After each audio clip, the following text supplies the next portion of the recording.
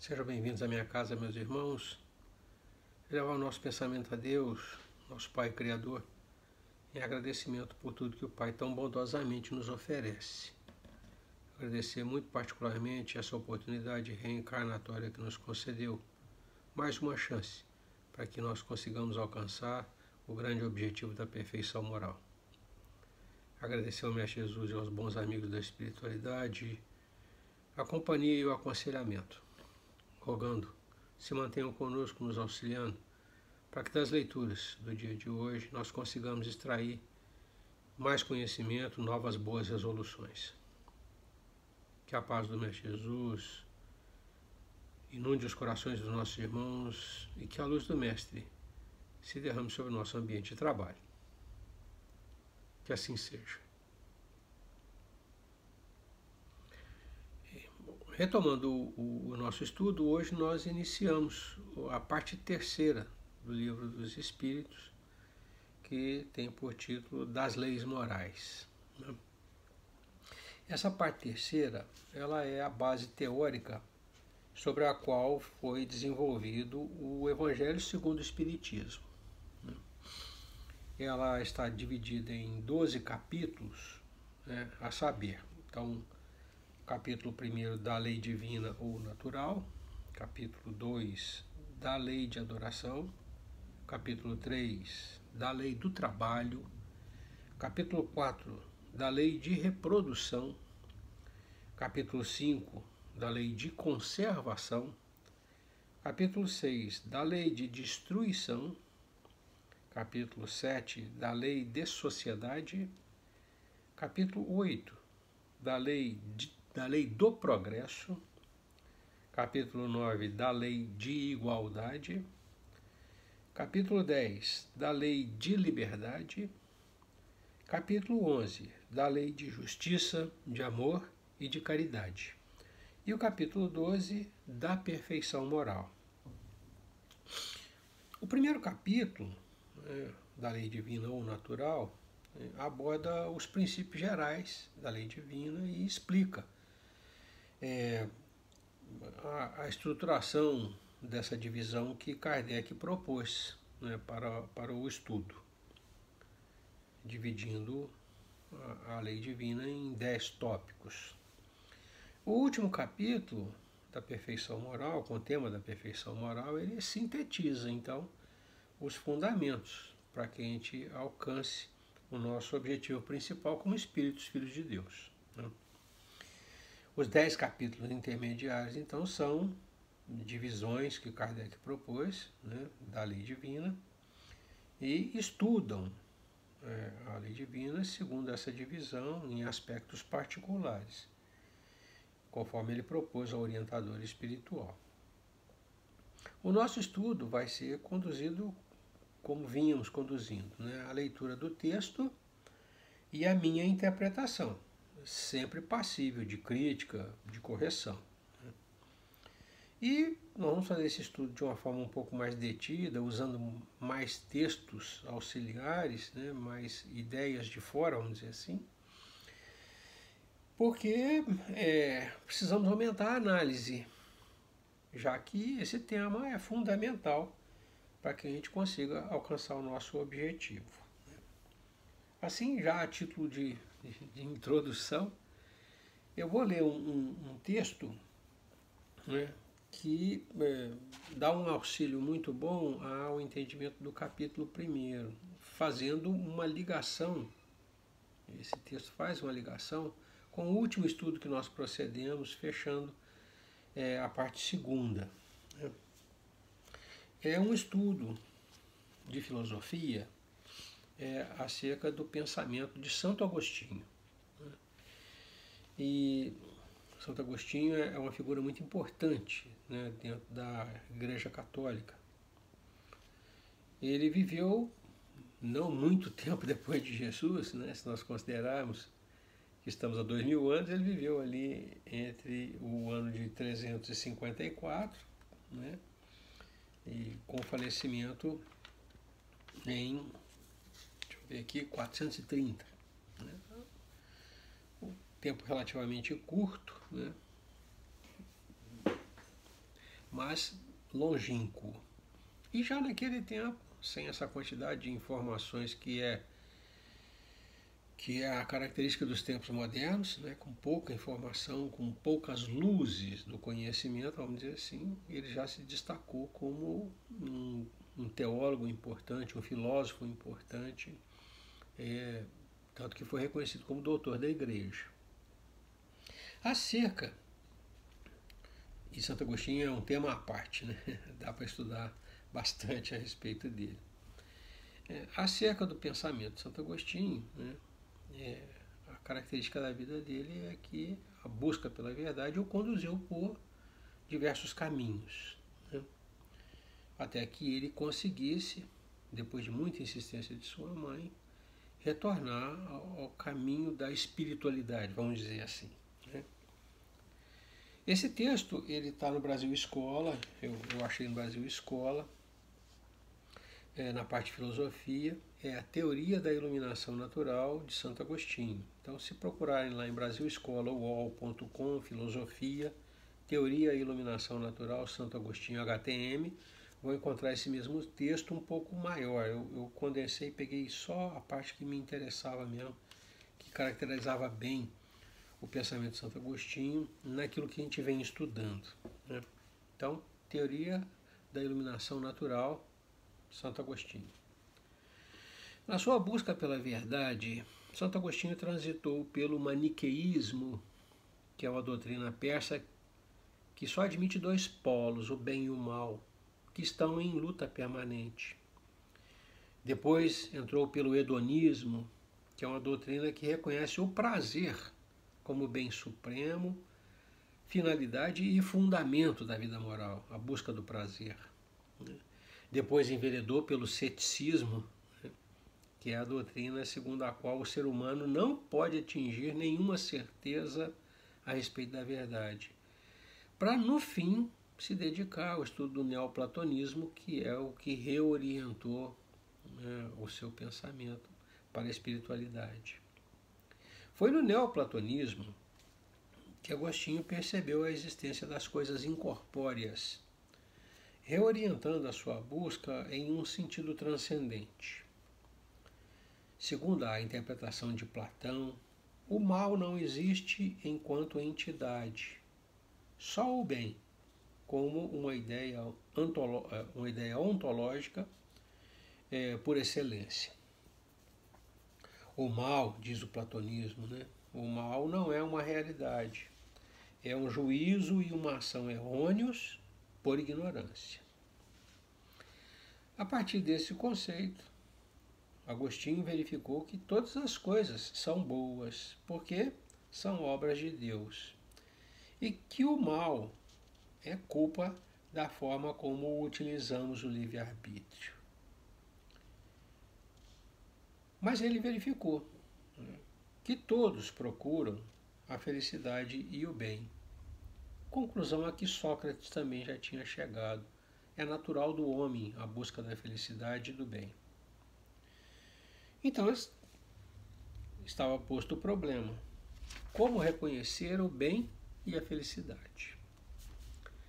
Santo Agostinho constatou que a felicidade somente se encontra em Deus, bem supremo, e que nós temos esse conhecimento, que a felicidade está em Deus, que nós temos esse conhecimento em nosso íntimo, de forma confusa.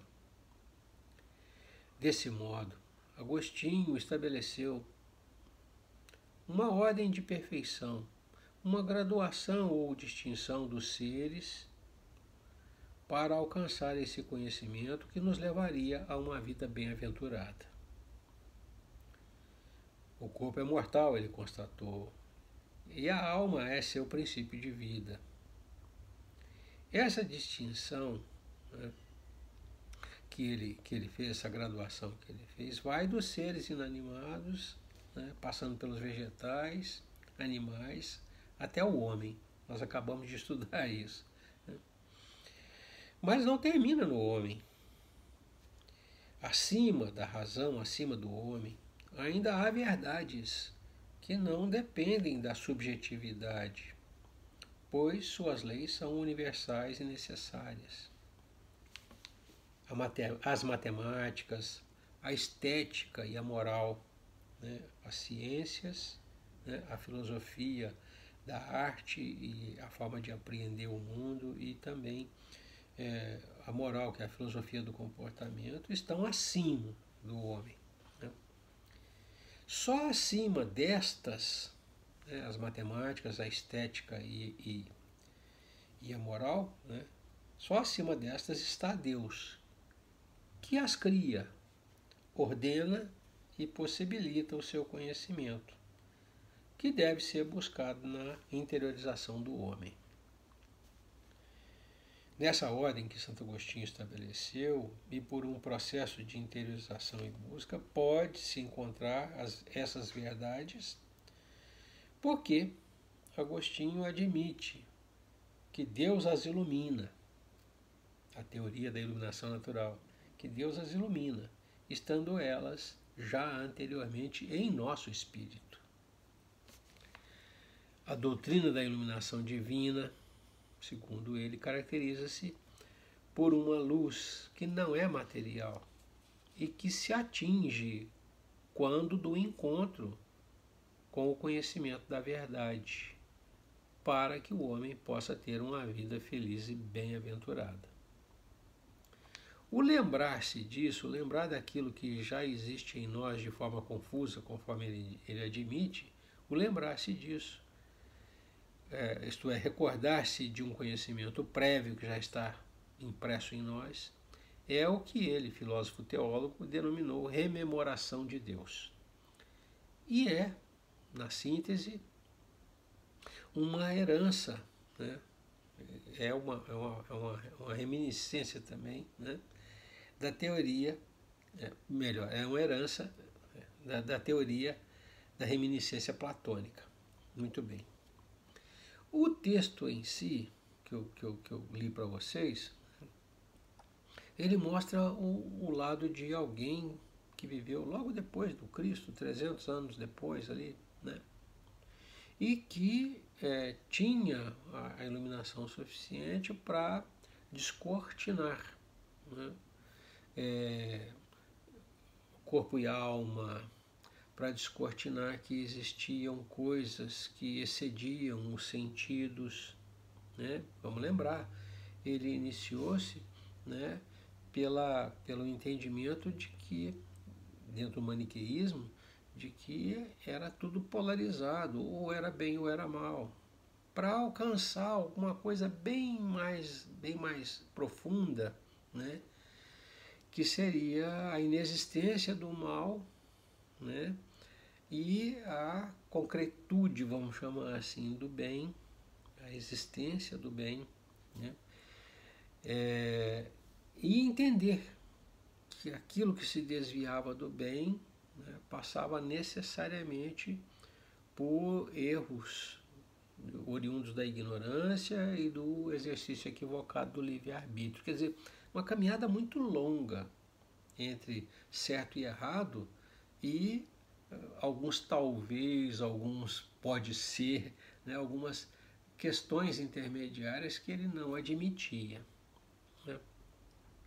Também é importante, né, essa visão que ele tinha de que a verdade está colocada, a verdade está exposta, né, e que Deus a abre, vamos dizer assim, a ilumina, e aí a teoria da iluminação natural, a ilumina paulatinamente, para que os seus filhos dela tomem conhecimento, tenham entendimento, compreensão. E por fim, né, o que é básico, o entendimento de que isso está desde sempre em nós.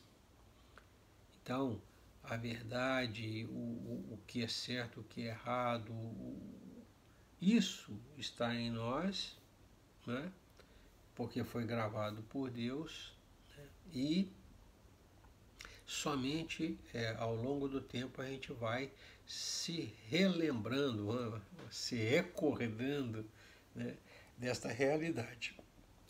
Esses conceitos todos estão no capítulo 1º, praticamente, que é o que nós vamos nos dedicar a estudar. E, na medida que nós fomos lendo as respostas do orientador, que o orientador deu a Kardec em 1800 e burdoada, né, nós vamos verificar que o conceito estava posto em 300 e pouco. Ele nasceu em 354, né, faleceu em 430, né, então entre 350 e 400 ele estava no apogeu da sua vitalidade, né, tendo estudado filosofia, retórica e tal, e no exercício pleno, né, da sua inquietude em busca da verdade. Então, vamos verificar que aquilo que Santo Agostinho falou lá atrás, né, 1400 anos antes, o orientador responde a Kardec. Eu diria, só não são as mesmas palavras, mas as ideias são, se colocar uma em cima da outra, são idênticas. Tá certo? Muito bem. Eu tropecei nesse texto, eu estava preparando o Evangelho, né, e deparei com a instrução do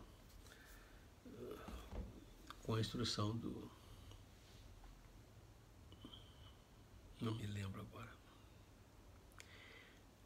a última instrução do capítulo 1º, né, do Evangelho, que é, vou ter que ir ao livro, a cabeça não está boa. Vamos ver aqui, capítulo 1º, né, a instrução é assinada por Erasto.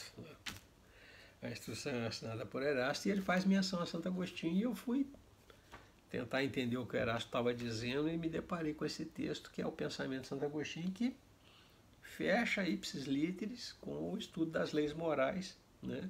Pelo menos a fundamentação, que é o capítulo 1º, é a fundamentação, né? O capítulo 1º, ele tem 36 questões, é um capítulo relativamente longo, nós vamos bater em duas partes. Eu vou iniciar lendo. Ele tem caracteres da lei natural, conhecimento da lei natural, o bem e o mal e, por fim, a divisão da lei natural, que Kardec propôs ao orientador para um estudo mais detalhado. Então, nós vamos começar aqui, vou começar com caracteres da lei natural, vamos ver até onde nós conseguimos ir dentro do nosso tempo, né? Vamos lá. Caracteres da lei natural. Pergunta Kardec ao nosso orientador: que se deve entender por lei natural? E aí ele responde assim: a lei natural é a lei de Deus. É a única verdadeira para a felicidade do homem. Indica-lhe o que deve fazer ou deixar de fazer. E ele só é infeliz quando dela se afasta. Então, quando se fala lei natural ou lei divina, nós estamos falando da mesma coisa, né? E o que a gente tem que destacar é a verdade, é a única verdadeira, diz ele, é a verdade, né, que nos permite alcançar a felicidade. Então ele diz: indica-lhe o que deve fazer ou deixar de fazer, e o homem, e ele, só é infeliz quando dela se afasta. Todas as vezes que a gente foge da lei divina, estamos em infelicidade. Aqui é um conjunto de questões que elas praticamente uma soma na outra, depois eu me detenho um pouco mais para fazer um comentário geral, se for o caso, né? 615. É eterna a lei de Deus? E aí o orientador responde assim: eterna e imutável, como o próprio Deus. Ou seja, a lei divina foi estabelecida vamos colocar assim, a gente não tem um parâmetro muito bom, mas para a gente poder entender, ela foi colocada no início, né, quando Deus se dedicou ao trabalho de criação e organização, ela foi posta e em cima dela tudo construído. Então ela é eterna, porque tem que durar o tempo todo sustentando essa construção, e ela é imutável, para que essa construção que Deus fez não rua, né? Não venha a ruir. Né? Então, é eterna e imutável como o próprio Deus. 616, aqui a gente fecha um conjuntinho. E ele pergunta assim: será possível que Deus, em certa época, haja prescrito aos homens o que noutra época lhes proibiu? Ou seja, a lei de Deus variou no tempo, ao longo do tempo? Houve uma época em que era permitido, depois foi proibido, ou vice-versa, era proibido, depois foi permitido. E aí o orientador responde assim: Deus não se engana. Os homens é que são obrigados a modificar suas leis por imperfeitas. As de Deus, essas são perfeitas. E aí ele arremata com uma ideia que é lapidar. A harmonia que reina no universo material, como no universo moral, se funda em leis estabelecidas por Deus desde toda a eternidade.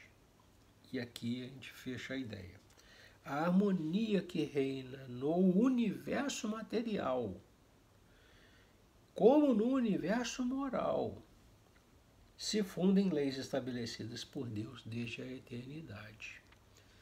É a ideia, né, de alguma coisa construída sobre um determinado conjunto, né, de fatores que a sustentam. Então, a criação divina, para se manter durante toda a eternidade de forma equilibrada e harmoniosa, tem que estar assentada em cima de um conjunto de regras, vamos chamar assim, que seja imutável. Este é o conceito que ele nos traz. Tanto no campo da matéria, né, quanto no campo da moralidade. Quando a gente fala de moral, nós estamos falando de regras de costume, de convivência.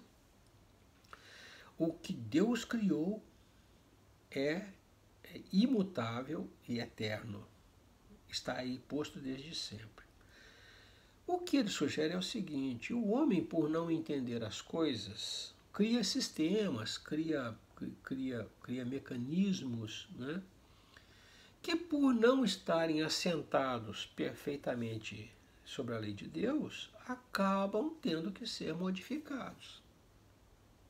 Então, ao contrário do que acontece com a criação divina, que está assentada numa base sólida, perfeita, imutável, que não admite ou não necessita de correções, de adaptações, o homem, com a sua precariedade de entendimento, com a sua dificuldade de entendimento, vai criando uma série de sistemas, de formas de entender ou ver o mundo, né, que acabam sendo contraditados pela realidade futura.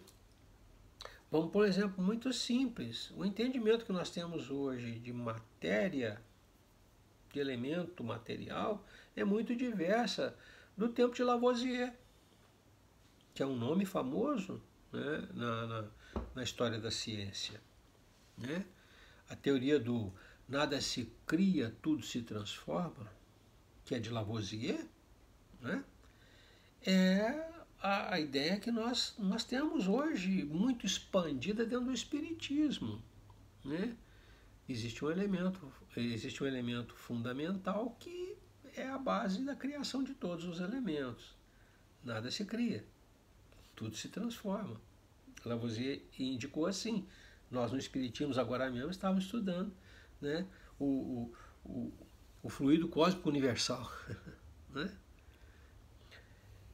É disso que o nosso orientador está falando. O homem vai, vamos dizer assim, com o conhecimento adquirido, com os estudos que efetua, com a maturidade, né, vai entendendo de forma diferente aquilo que estava à sua vista de uma forma imutável, né, e que ele não conseguia entender perfeitamente.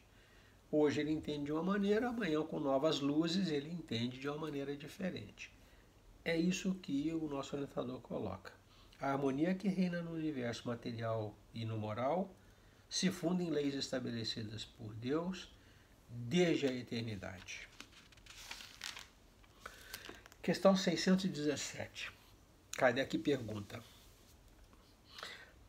as leis divinas, que é o que compreendem no seu âmbito, o que são as leis divinas? Concernem a alguma outra coisa que não somente ao procedimento moral? Kardec pergunta: as leis divinas estão limitadas no campo da moralidade, né? Na filosofia do comportamento? Elas compreendem outros campos, né, do universo? E aí o orientador responde assim: todas as leis da natureza são leis divinas, pois que Deus é o autor de tudo. O sábio estuda as leis da matéria. O homem de bem estuda e pratica as da alma. Aí o Kardec desdobra essa questão. Dado é ao homem aprofundar umas e outras, as leis da matéria e as leis da alma? E o orientador responde assim: o homem é dado aprofundar-se nesses dois campos, né, da lei divina. Mas uma única existência não lhe basta para isso. E aí segue-se uma nota. Diz assim: efetivamente, que são alguns anos para a aquisição de tudo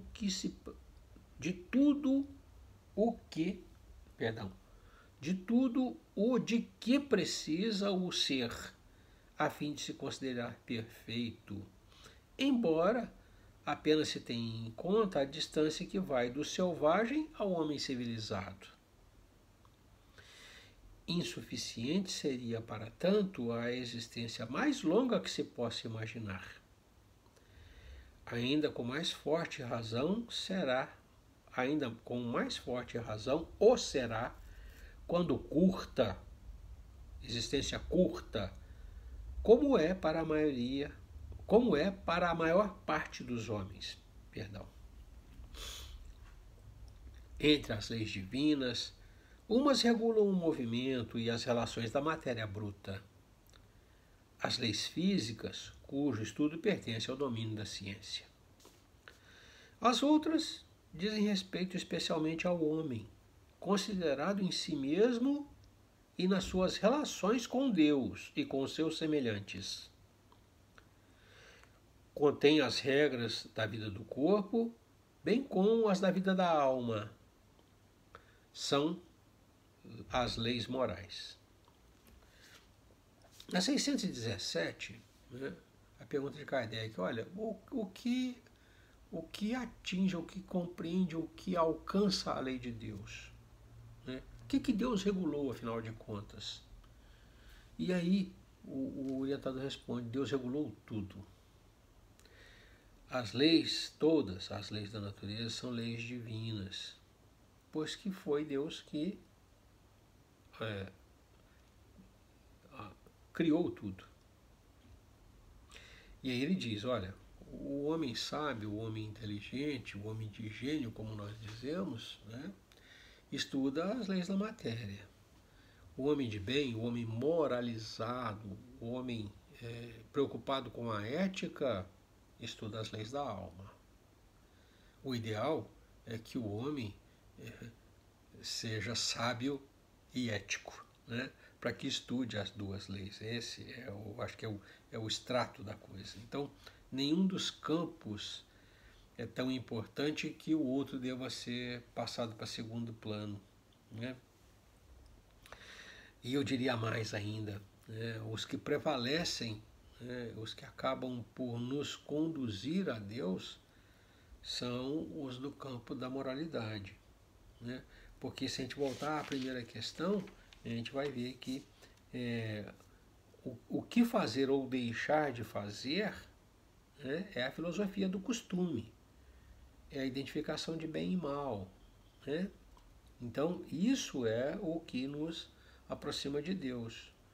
Bem proceder, né, nos aproxima de Deus. Quando a gente volta na 614.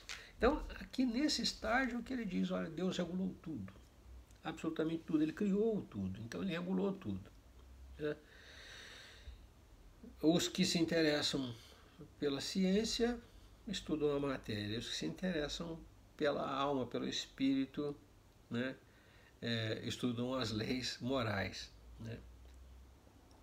Aqui, o que ele faz uma consideração, fala, uma existência só, vamos colocar que a gente tem aí 80 anos de vida, é tempo insuficiente para adquirir conhecimento profundo o suficiente para alcançar toda a lei divina nos dois campos, né? No campo moral e no campo material. Então, ele diz, olha, se vocês considerarem só a distância que vai do homem selvagem, vamos chamar assim, um aborígene, um índio nosso, né, ao nosso melhor cientista, se a gente olhar a diferença de conhecimento, vamos colocar só conhecimento, a diferença de conhecimento que separa um do outro, 80 anos, né, de um índio submetido, né, a estudos constantes, talvez não fosse suficiente para ele alcançar aquele que é o nosso melhor cientista. Ele diz, olha, o homem é permitido a ele e ele deve se aprofundar nos dois campos da lei.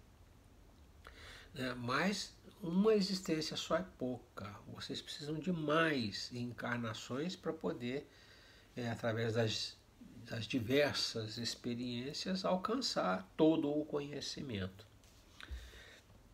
São diferentes, são vivências em diferentes cenários, né, em diversos estágios do conhecimento que vão nos permitir esse conhecimento abrangente, vamos dizer assim.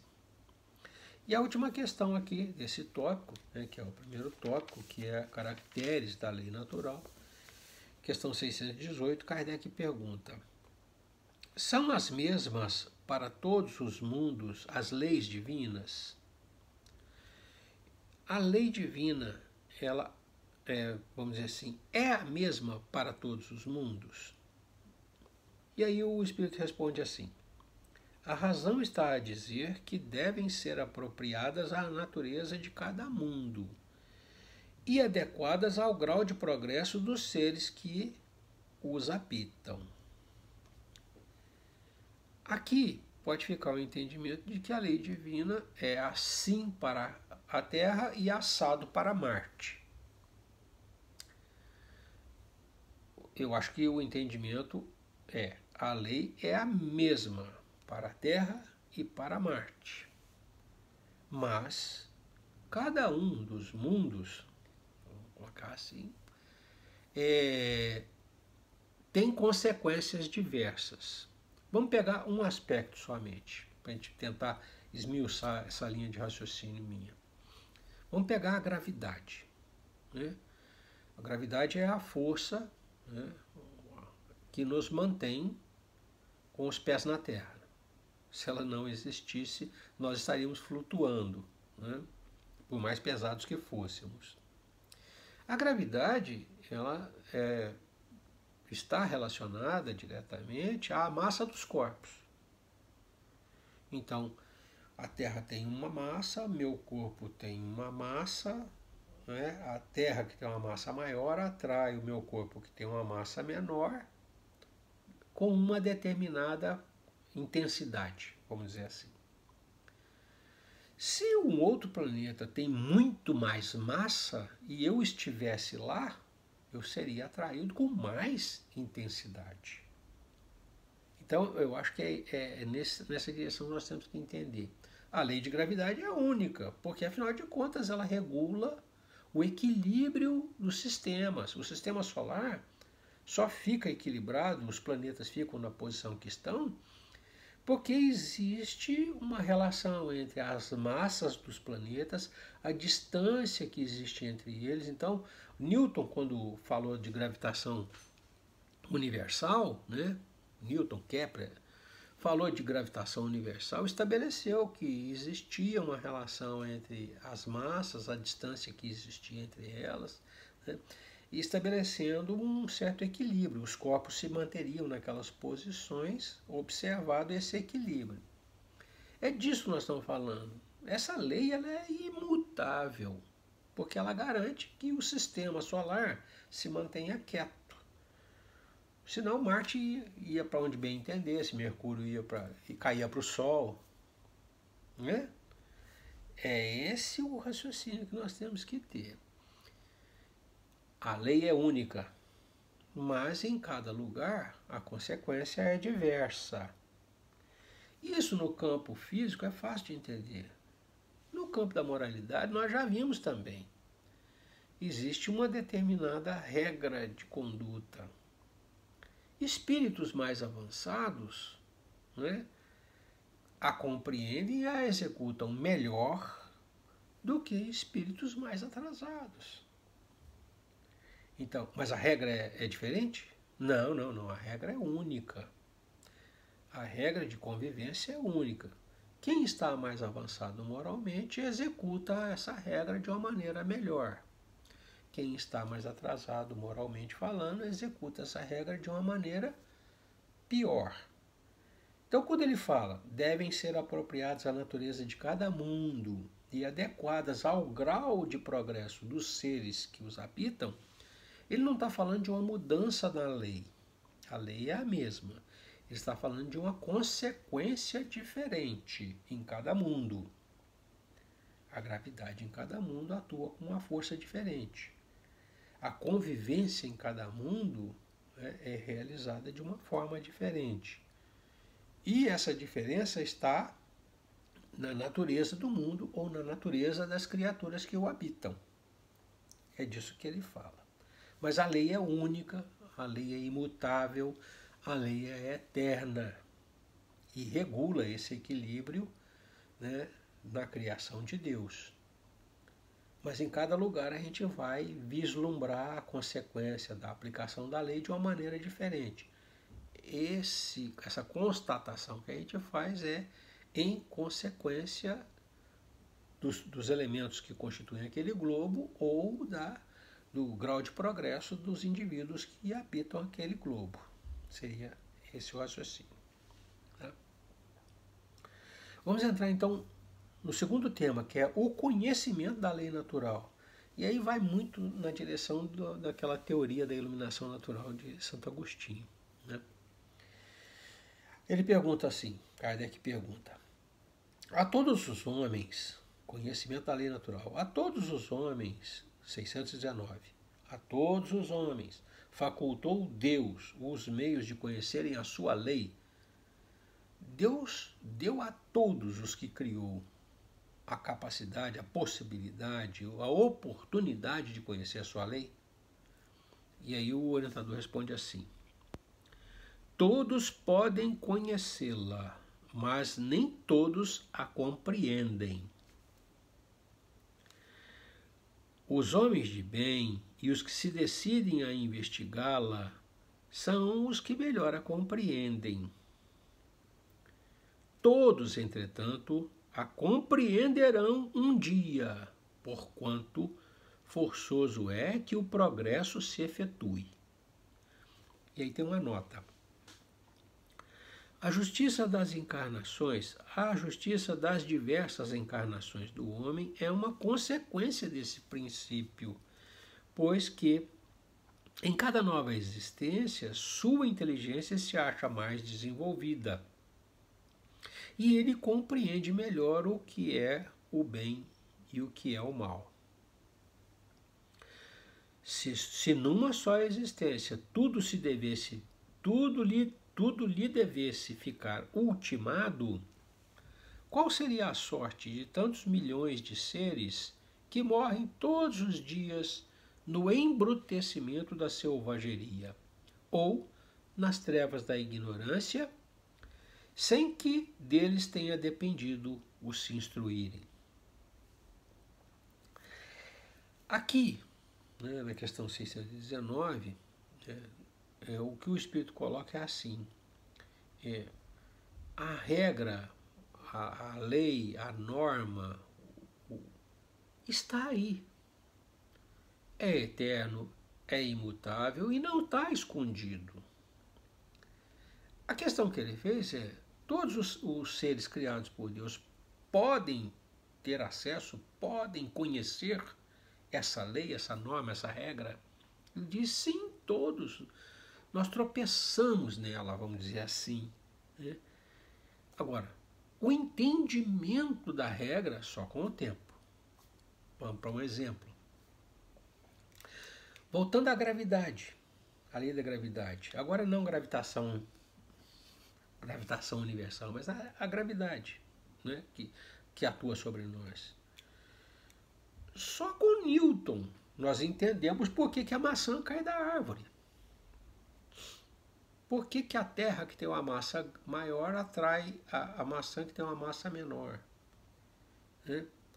Mas sempre as maçãs caíram das árvores. Elas não passaram a cair da árvore a partir do momento que Newton entendeu que existia uma relação entre a massa dos dois corpos e a distância que separava os dois.